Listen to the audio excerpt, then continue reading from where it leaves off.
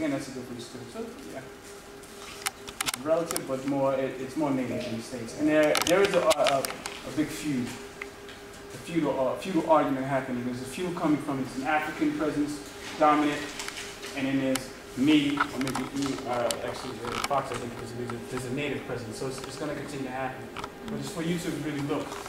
Because I don't want to give you expressions and let you go by what we're saying. You have to look and study it to see. From music to movement, and you can define it.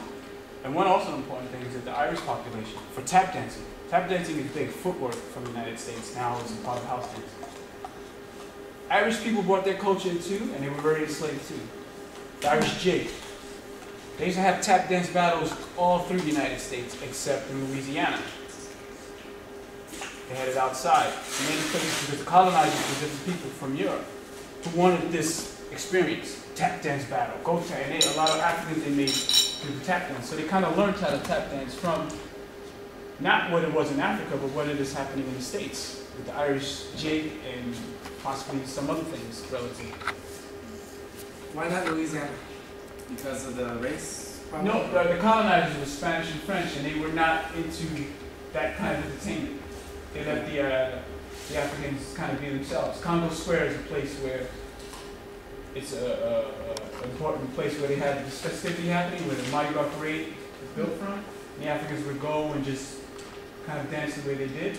And the colonizers would come out and dance, natives would come dance, and it became a really, really big experience, the Mardi Gras parade. But there was some talk about it, which they actually wrote a book on what was happening in Louisiana, and many of the colonizers outside, English, Portuguese, didn't accept it. They were appalled by how could this be that they're allowing these people, these savages, to do that. So it's a different mentality, and this is interesting how we have to look into this, because a lot of things come, basically the music and dance springs out of Louisiana and spreads to the United States, especially music, into what is dance.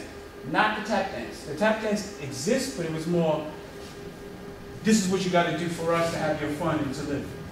Irish and Africans.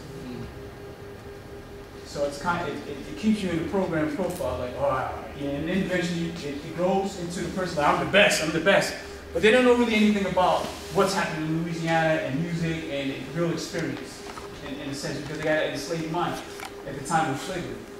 So maybe these concepts have continued against the phenomenon of what happened in Louisiana, from blues into ragtime into jazz or jazz. It's interesting.